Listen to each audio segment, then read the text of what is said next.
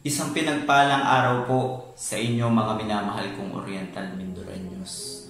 Para po sa 2025 midterm local elections, araw po ng October 1, 2024 ay buong pusong may gala ko pong pinasa ang ating Certificate of Candidacy as independent candidate para sa posisyon po muli ng board member bukal ng unang distrito ng ating probinsya ng Oriental Mindoro. Ako po si Eman Agutaya mula sa lungsod ng Calapan.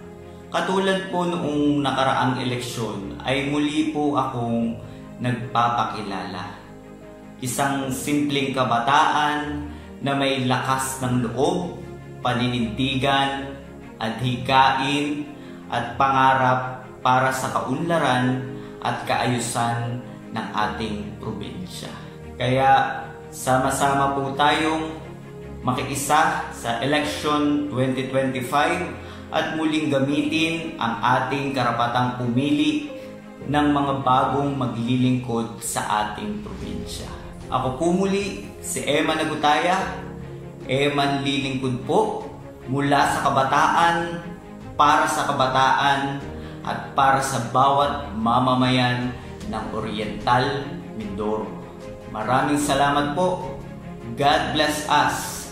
To God be the glory.